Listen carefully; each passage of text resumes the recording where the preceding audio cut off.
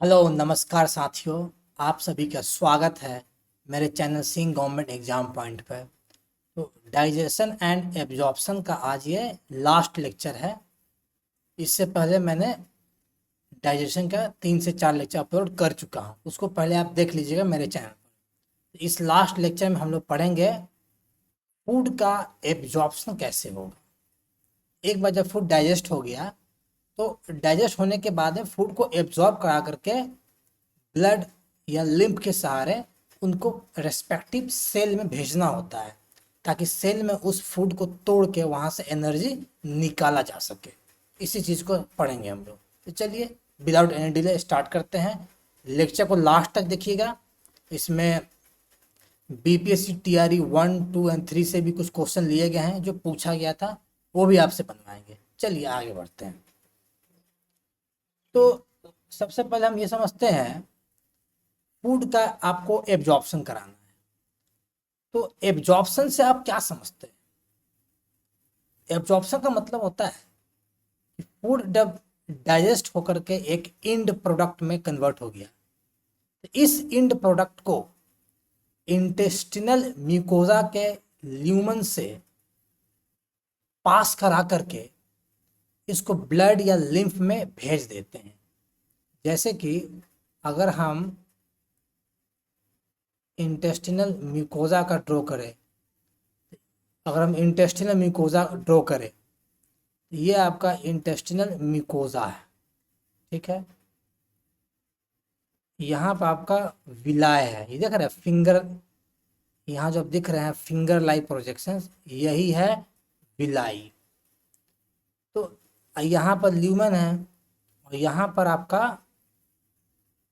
Blood capillaries है। क्या है? ब्लड कैपिलरीज है, ठीक है। इस चीज़ को आप समझ पा रहे होंगे। तो जैसे इस ल्यूमन में फूड आएगा, यहाँ से फूड विलाई को क्रॉस करते हुए ये ब्लड में जाकर के एब्जॉर्ब हो जाता है। फिर ये ब्लड इस एब्जॉर्ब फूड को सेल में ले जाएगा, जहाँ पर सेल इसको तोड़ करके यहाँ से एनर्जी निकालता है, ठीक है। इसी को बोलते हैं प्रोसेस ऑफ एब्जॉर्प्शन। समझ में आ गया होगा, उम्मीद कर रहा हूँ। तो अगर फूड में फैटी एसिड को हटा दे तो बाकी सारे फूड के पार्टिकल ब्लड वेसल से पास हो जाता है। बट जो फैटी एसिड है, जो फूड में पाया जाता है, आफ्टर डाइजेशन सिंपलेस्ट फॉर्म में कन्वर्ट हो जाता है, उसको लिम्फ के जरिए हम सेल्स में, ब्लड में भेजते हैं, फिर सेल में भेजते हैं। तो आपने एब्जॉर्प्शन का प्रोसेस समझ गया। तो इस एब्जॉर्प्शन को कौन कराता है? कहने का मतलब है कि इस डायग्राम में देखेंगे, ये ल्यूमन है, ल्यूमन से विलाई होते हुए ब्लड वेसल में ये कैसे गया, इसको समझेंगे। तो इसको जानने के लिए कुछ ट्रांसपोर्ट की जरूरत पड़ती है। जैसे कि सिंपल डिफ्यूजन हो गया, पैसिव डिफ्यूजन हो गया, एक्टिव ट्रांसपोर्ट हो गया, फैसिलिटेटेड ट्रांसपोर्ट हो गया। ये सब एक ट्रांसपोर्ट का मैकेनिज्म है जो डाइजेस्टेड फूड को हेल्प करता है ल्यूमन से निकाल करके विलाई से होते हुए ब्लड वेसल में जाना। ये आपको बात समझ में आ गया होगा, मैं उम्मीद करता हूँ। अब आइए 1 बाय 1 इन ट्रांसपोर्टेशन को देख लेते हैं ब्रीफ में। सबसे पहला ड्राइविंग फोर्स है सिंपल डिफ्यूजन। सिंपल डिफ्यूजन है, यानी इसको कराने के लिए किसी की सहायता की जरूरत नहीं है। तो सिंपल डिफ्यूजन में क्या होता है कि कुछ glucose molecules, amino acids and ions में क्लोराइड आयंस, तो glucose, amino acid and chloride ions simple diffusion करके ल्यूमन से होते हुए विलाई में जाएगा, विलाई को क्रॉस करेगा, ये कहाँ जाएगा? ब्लड वेसल्स में जाता है। कहाँ जाता है? ब्लड वेसल्स में जाता है, ठीक है। ये बात आप समझ पा रहे हैं, उम्मीद करता हूँ। सिंपल डिफ्यूजन को होने के लिए कंसंट्रेशन ग्रेडियंट की जरूरत पड़ती है। कंसंट्रेशन ग्रेडियंट का मतलब होता है ल्यूमन में है डाइजेस्टेड फूड, यहाँ पर ल्यूमन में डाइजेस्टेड फूड अमाउंट में ज़्यादा होगा, यहाँ सेल में डाइजेस्टेड फूड कम हुआ, एक ग्रेडेंट बन गया, एक ग्रेडेंट बना ज़्यादा से कम की तरफ। तो ल्यूमन में ज़्यादा है, ब्लड वेसल में कम है, तो ज़्यादा से कम की तरफ सिंपल डिफिजन मूव करता है। ये आप समझ पा रहे होंगे, मैं उम्मीद कर रहा हूँ। ठीक है, आगे बढ़ते हैं। अब बात करेंगे फैसिलिटेटेड ट्रांसपोर्ट की। तो फैसिलिटेटेड ट्रांसपोर्ट में अगेन क्या होगा, यहाँ भी ग्लूकोज और कुछ अमाइनो एसिड कैरियर प्रोटीन के सहायता से ल्यूमन से ब्लड वेसल में जा सकता है। तो glucose amino acid chloride simple diffusion भी कर सकता है, और ग्लूकोज और अमाइनो एसिड मिल करके कैरियर प्रोटीन की मदद से ये ल्यूमन से आपका विलाई में जाएगा, विलाई से आपका कहाँ जाएगा, ब्लड वेसल्स में जाता है। तो इस काम को ये कर सकता है। ठीक है, समझ गए, उम्मीद कर रहा हूँ। वाटर के ट्रांसपोर्ट करेंगे, तो वाटर ट्रांसपोर्ट के लिए एक ट्रांसपोर्ट करते इसको बोलते हैं एक्वापोरिन्स। लिख लीजिए कॉपी में, एक्वापोरिन्स। एक्वापोरिन्स के सहायता से वाटर को ट्रांसपोर्ट कर सकते हैं ल्यूमन से ब्लड की तरफ। समझ में आई बात, ये बात क्लियर हो गया होगा, मैं उम्मीद कर रहा हूँ, डायग्राम से मैंने समझाया। चलते हैं नेक्स्ट सेक्शन में चलते हैं।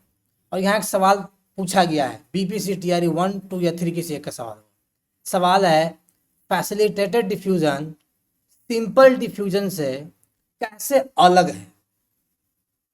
तो मैंने बताया था कि फैसिलिटेटेड डिफ्यूजन में क्या होता है, कैरियर का रिक्वायरमेंट होता है। तो यहाँ पर एक कैरियर प्रोटीन आएगा, प्लस यहाँ पर ये फैसिलिटेटेड डिफ्यूजन स्टीरियो स्पेसिफिक होता है। स्टीरियो स्पेसिफिक का मतलब होता है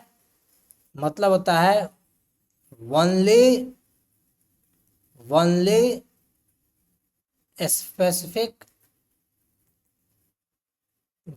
स्पेसिफिक मॉलिक्यूल बाइंड। कुछ खास मॉलिक्यूल ही किसी खास कैरियर प्रोटीन से बाइंड करके ल्यूमन से होकर के विलाई को क्रॉस करते हुए ब्लड वेसल में जाता है। तो इसका ऑप्शन डी सही हो जाएगा, more than one of the above. Concentration gradient की बात करेंगे, तो कंसंट्रेशन ग्रेडियंट सिंपल डिफ्यूजन में भी होता है, फैसिलिटेटेड डिफ्यूजन में भी होता है। तो ये क्राइटेरिया नहीं हो सकता है, उससे अलग दोनों में होता है। ठीक है, सवाल बन गया होगा, उम्मीद कर रहा हूँ। चलते हैं नेक्स्ट क्वेश्चन की तरफ। नेक्स्ट स्लाइड, क्वेश्चन बाद में आएगा। अब बात करेंगे एक्टिव ट्रांसपोर्ट की बात करेंगे।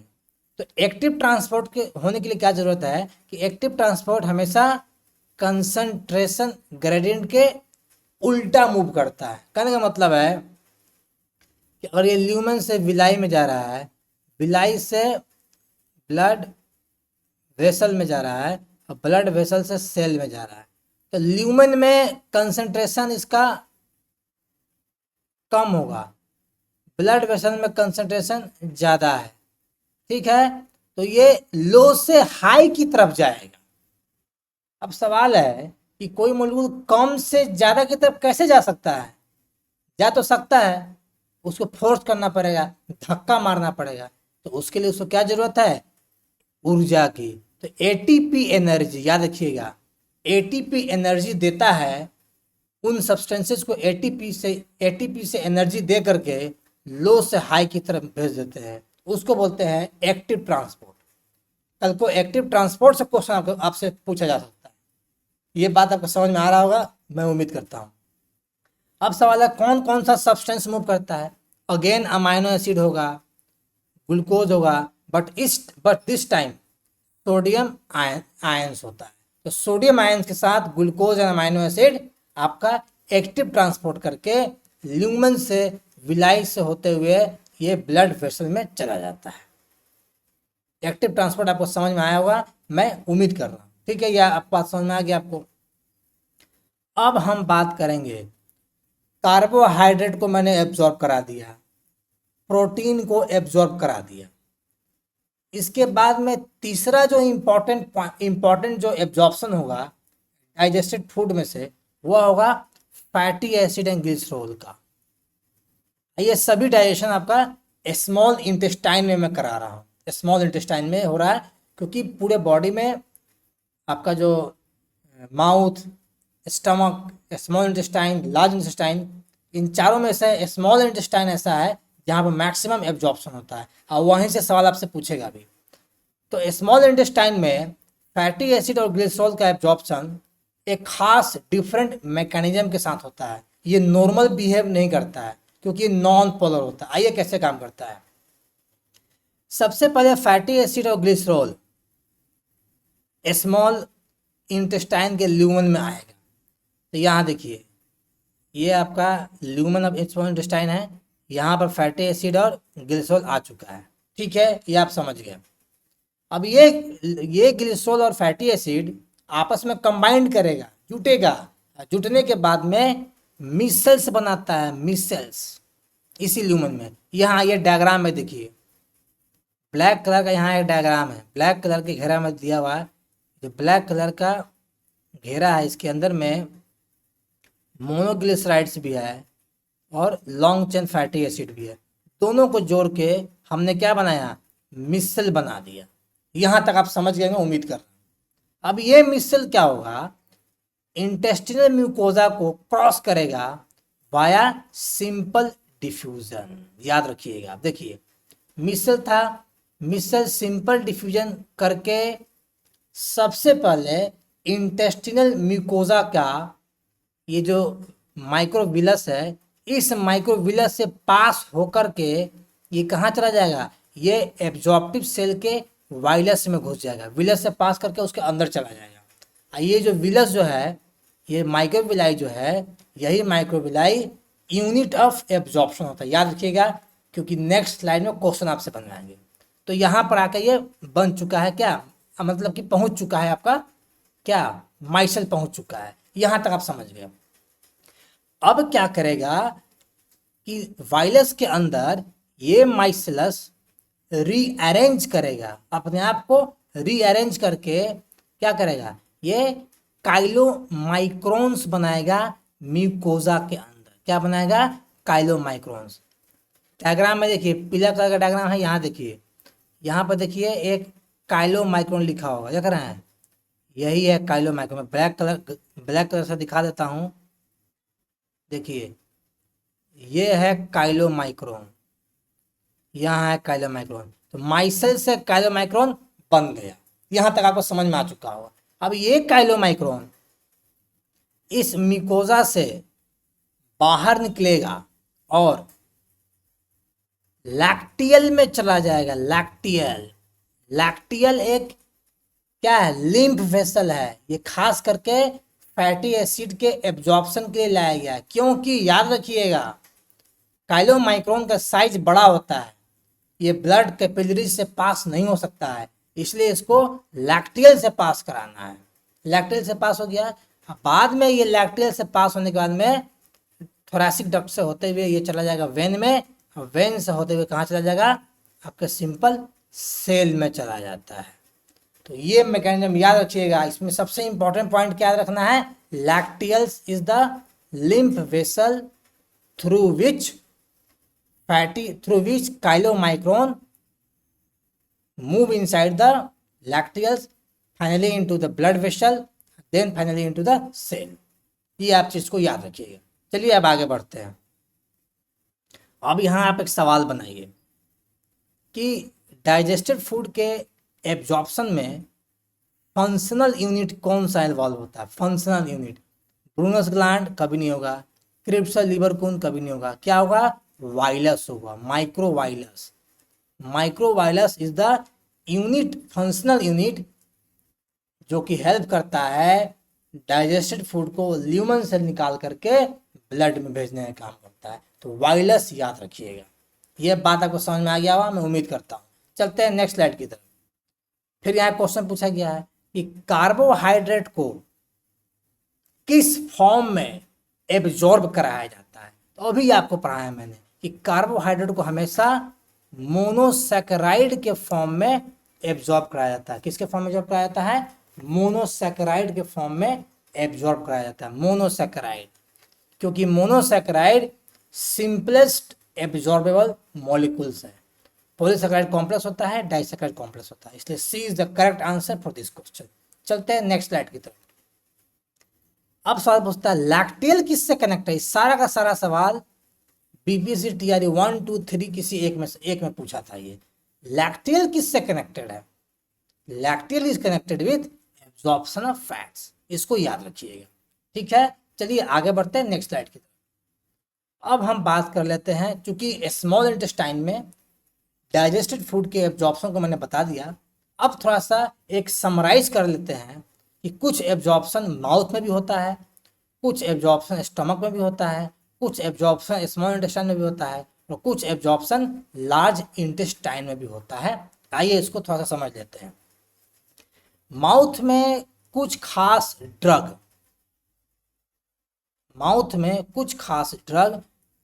टंग के पास एब्जॉर्ब होकर के ये ब्लड कैपिलरी में चला जाता है। कुछ ड्रग ऐसा है जो माउथ में एब्जॉर्ब होता है, वाया टंग के नीचे होता है म्यूकोजल सेल, वहां से ये ब्लड कैपिलरी होते हुए आपका सेल में चला जाता है, याद रखिएगा। स्टमक की बात करेंगे, स्टमक में वाटर, कुछ सिंपल शुगर और कुछ अल्कोहल भी यहाँ पर एब्जॉर्ब होता है। ये समरी है, याद रखिएगा। स्मॉल इंटेस्टाइन में ये प्रिंसिपल ऑर्गन है, यानी ये मेजर ऑर्गन है जहां पर न्यूट्रिएंट का सबसे ज्यादा एब्जॉर्प्शन होता है। यहीं पर डाइजेशन कंप्लीट होता है और फाइनल जो डाइजेशन का जो प्रोडक्ट हुआ, जैसे कि glucose, fructose, fatty acid, glycerol, amino acid, ये सभी म्यूकोजा में एब्जॉर्ब होकर के ब्लड स्ट्रीम और लिम्फ में चला जाता है। तो ग्लूकोज, फ्रुक्टोज और अमाइनो एसिड ये ब्लड स्ट्रीम में जाएगा। फैटी एसिड और ग्लिसरॉल पहले लैक्टियल्स में जाता है, लैक्टियल के बाद में ये वेन्स में जाता है, यानी ब्लड वेसल्स में जाता है, तब सेल्स में जाता है। आया बात समझ में? कोई दिक्कत, कोई समस्या नहीं हुआ होगा, आशा कर रहा हूं मैं। अब देखते हैं बड़ी आंत यानी लार्ज इंटेस्टाइन में कौन कौन सा सब्सटेंसेस एब्जॉर्ब होता है। बड़ी आंत में पानी, कुछ important minerals and certain drugs यहाँ पर एब्जॉर्ब हो जाता है। ये समरी था, एनसीईआरटी किताब में दिया है, इसको थोड़ा ध्यान में रखिएगा, हो सकता है बीपीएससी पूछ दे जाकर के वहां से। ठीक है, तो हम आगे बढ़ते हैं। चलिए, अब एक इम्पॉर्टेंट टॉपिक है, बहुत इंपॉर्टेंट, इससे क्वेश्चन पूछा गया है कि जो डाइजेस्टिव जूस स्टमक में बना, स्मॉल इंटेस्टाइन में बना, इन सभी डाइजेस्टिव जूस का हार्मोनल कंट्रोल होता है। हार्मोन्स इनके जूस के सिक्रीशन को कंट्रोल करते हैं, इसी को पढ़ना है। कौन कौन सा हार्मोन्स है? पहला हार्मोन्स है गैस्ट्रीन। ये गैस्ट्रीन हार्मोन्स स्टमक के डी सेल से सिक्रीट होता है और ये टारगेट करता है स्टमक के पैराइटल सेल को या ऑक्सिनेटिक सेल को जो एचसीएल बनाता है, और चीफ सेल को जो पेप्सिनोजेन बनाता है, इसको टारगेट करता है और इसके सिक्रीशन को रेगुलेट करता है, याद रखिएगा।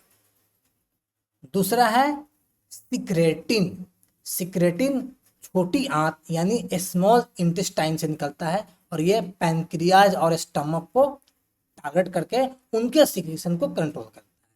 उसी तरह कोलसाइटोकाइनिन छोटी आंत स्मॉल इंटेस्टाइन से निकलता है और ये गॉल ब्लैडर, पैनक्रियाज और स्टमक को टारगेट करके इनके सिक्रीशन को रेगुलेट करता है। लास्ट में है गैस्ट्रिक इनहिबिटोरी पेप्टाइड। ये छोटी आंत से निकलता है और पैनक्रियाज के बीटा सेल को कहता है कि अपने सिक्रीशन को रेगुलेट करो। तो ये कुछ 4 हार्मोन है, याद रखिएगा। क्यों याद रखिएगा, आइए देख लीजिए। इसलिए याद रखने बोला था मैंने कि सिक्रीटिन किसके फंक्शन को स्टिमुलेट करता है, किसके फंक्शन को रेगुलेट करता है? जवाब है आपका पैनक्रियाज। पैनक्रियाज के फंक्शन को सिक्रीटिन रेगुलेट करता है, इस बात को याद रखिएगा। क्वेश्चन यहाँ से आया है, आगे भी आ सकता है। ठीक है, उम्मीद कर रहा हूँ समझ पा रहे होंगे। अब चलते हैं लास्ट में, एसिमिलेशन। एसिमिलेशन क्या होता है? एसिमिलेशन होता है कि एक बार म्यूकोजल सेल से डाइजेस्टेड फूड एब्जॉर्ब हो गया, सेल टिश्यू में चला गया, उसके बाद में उस प्रोडक्ट को तोड़ करके सेल टिश्यू अपने काम के लिए इस्तेमाल कर लेते हैं, उसी प्रोसेस को कहते हैं एसिमिलेशन। ठीक है, समझ में आ गया हुआ उम्मीद करता हूँ। फूड के डाइजेशन होने के बाद में जो वेस्ट प्रोडक्ट बना, जिसको कहते हैं डाइजेस्टिव वेस्ट, ये सॉलिडिफाई हो जाता है रेक्टम में और फीकल मैटर बनाता है। बाद में न्यूरल रिफ्लेक्स के द्वारा इस फीकल मैटर को बाहर एनस से निकाल दिया जाता है। इसको याद रखिएगा। फीकल का egestion outside through the anal opening, इसको बोलते हैं डिफिकेशन। ये वॉलंटरी प्रोसेस में होता है, मतलब आपके बस में है, वॉलंटरी प्रोसेस है। ठीक है, इसको मास पेरिस्टाल्टिक मूवमेंट करके इसको बाहर निकाला जाता है। तो एसिमिलेशन में यही है कि जो इंड प्रोडक्ट आपका एब्जॉर्ब हुआ, इसको सेल तोड़ के अपने लिए इस्तेमाल करेगा, उसको एब्जॉर्प्शन कह दिए, सॉरी एसिमिलेशन कह दिए। जो प्रोडक्ट डाइजेस्ट होने के बाद बच गया, उसको डाइजेस्टिव वेस्ट कहें। उस डाइजेस्टिव वेस्ट को फाइनली फीकल मैटर में कन्वर्ट करके रेक्टम में भेजते हैं। रेक्टम से ये बाद में आपका पेरिस्टाल्टिक मूवमेंट होकर के शरीर से बाहर निकल जाता है। तो यहाँ पर आपका समाप्त होता है एब्जॉर्प्शन ऑफ फूड। अब थोड़ा हम बात कर लेते हैं डाइजेस्टिव सिस्टम के डिसऑर्डर का, कि अगर कुछ दिक्कत होता है डाइजेस्टिव सिस्टम में तो किस प्रकार का दिक्कत हो सकता है, किस प्रकार का डिसऑर्डर हो सकता है, उसका नाम जान लेते हैं। तो ज़्यादातर इंटेस्टिनल ट्रैक्ट का इन्फ्लामेशन हो जाता है। ठीक है, मोस्ट कॉमन ये आपका इन्फेक्शन है ड्यू टू बैक्टीरिया या वायरल इन्फेक्शन। प्लस कुछ और इन्फेक्शन भी होता है इंटेस्टाइन में due to tape worm, round worm, thread worm, hook worm, pin worm. ये सब क्या है? ये सब पैरासाइट्स है, याद रखिएगा पैरासाइट्स के नाम। अब हम बात करेंगे डिसऑर्डर का। पहला डिसऑर्डर जॉन्डिस। जॉन्डिस आजकल खूब हो रहा है बच्चों को, जो बच्चे नए नए जन्म लेते हैं उनको जॉन्डिस हो जाता है। जॉन्डिस में लीवर अफेक्ट होता है, लीवर, स्किन और आई पीला कलर का हो जाता है। क्यों? क्योंकि इसमें बाइल पिगमेंट डिपॉजिट होता है। बाइल पिगमेंट के जमा होने के कारण आँख, स्किन और लीवर, ये लीवर तो अफेक्ट हुआ ही, आँख और स्किन पीला कलर में, ये पीला कलर में कन्वर्ट हो जाता है, याद रखिएगा। वोमिटिंग की बात करेंगे। वोमिटिंग में क्या होता है? पेट में जो भी खाना हमने खाया वो खाना पचा नहीं, माउथ के सहारे बाहर निकल जाता है। तो वोमिटिंग कौन कराता है? हमारे बॉडी में, खास करके मेडुला, हमारे बॉडी में जो मेडुला होता है, मेडुला, इस मेडुला में एक वोमिट सेंटर होता है, वोमिट सेंटर। यही वोमिट सेंटर को जब एक्टिव किया जाता है तो वोमिटिंग शुरू होता है। वोमिटिंग कैसे होगा? जैसे ही वोमिट सेंटर एक्टिव होगा, एक नोजिया फीलिंग्स आएगा, यानी आपका उल्टी करने का फीलिंग आएगा। फीलिंग्स पहले आएगा उल्टी करने वाला, बाद में आप उल्टी करके शरीर से बाहर सारी चीज़ को बाहर निकाल देते हैं। ये हो गया वोमिटिंग। अब बात करेंगे डायरिया। डायरिया क्या होता है? डायरिया में आपका खाना ठीक से एब्जॉर्ब नहीं हुआ और डाइजेस्टिव वेस्ट मटेरियल जो है वह सॉलिड के बजाय काफ़ी ज़्यादा लिक्विड में कन्वर्ट हो गया, लिक्विड में कन्वर्ट हो गया, उसी को बोलते हैं डायरिया। डायरिया में क्या हुआ? फूड का ठीक से एब्जॉर्प्शन नहीं हुआ और फिकल मैटर जो सॉलिड में होना चाहिए ये लिक्विफाई कर गया, शरीर से बाहर ये निकल जाता है लिक्विड फॉर्म में, जिसको हिंदी में कहते हैं पेट झड़ना। किसी को पेट झड़ गया, लूज मोशन हो गया, उसी को डायरिया कहते हैं। लूज मोशन तो होता ही है, डायरिया और हो रहा है, डायरिया में लगातार पेट झड़ रहा है, तो वहाँ पर बैक्टीरियल इन्फेक्शन हो जाता है, याद रखिएगा। कॉन्स्टिपेशन में क्या होता है? फिकल मैटर कोलन में ही रुक जाता है। कोलन जो बड़ी आंत का पार्ट है उसी में जाकर के फिकल मैटर रुक गया, उस फिकल मैटर का मूवमेंट स्लो हो गया, ज़्यादा मूव नहीं कर रहा, उसको बोलते हैं कॉन्स्टिपेशन, याद रखिएगा। अब बात करेंगे इनडाइजेशन, यानी बहुत सारा खाना खा लिए, स्पाइसी खाना खा लिए, नहीं कहते खाना नहीं कहते खाना तो खा लिया लेकिन पेट भरा भरा लग रहा है पेट भारी हो गया है, उसी को बोलते हैं इनडाइजेशन। इसमें एंजाइम का सिक्रेशन ठीक से नहीं होगा, एंजाइटी शुरू हो जाएगा। फूड पॉइजनिंग की वजह से होता है, ओवर ईटिंग की वजह से होता है, स्पाइसी खाना। अब बाहर गए किसी रेस्टोरेंट में, अब दबा के खा लिए चिकन मटन, वह पचा नहीं तो पेट फुल लग गया तो इंडाइजेशन हो गया। ज़्यादा खा लिए, फूड पॉइजनिंग हो गया। इसकी वजह से भी क्या होता है, पेट भरा रहेगा, पेट ठीक से पचेगा नहीं, पेट फूल जाएगा, फिर दवा ववा लेना पड़ता है, तब ठीक होता है आदमी। ठीक है, तो डिसऑर्डर समाप्त हो गया और इसी के साथ फूड का एब्जॉर्प्शन भी समाप्त होता है लेक्चर। वीडियो अच्छा लगा तो वीडियो को लाइक कर दीजिएगा और नए सब्सक्राइबर जो होंगे उसको चैनल को सब्सक्राइब कर लीजिएगा, क्योंकि अभी और वीडियो आना बाकी है। इससे पहले मैंने एनिमल किंगडम वीडियो में डाल चुका हूँ, उसके बाद में ह्यूमन रिप्रोडक्शन में वीडियो डाल चुका हूँ, डाइजेशन एंड एब्जॉर्प्शन का वीडियो पूरा डाल दूंगा मैं, कंप्लीट हो गया। अगला लेक्चर आएगा जेनेटिक्स पर आएगा, जिससे सवाल बीपीएससी टीआरई 4 में बहुत पूछता है ना चूँकि बीपीएससी टीआरई 4 में ये सवाल बिहार स्टेट में पूछेगा, ये जनरल साइंस जो आपका आता है इसमें बीपीएससी, वहाँ भी आपसे ये सवाल पूछ सकता है। तो चलिए, धन्यवाद।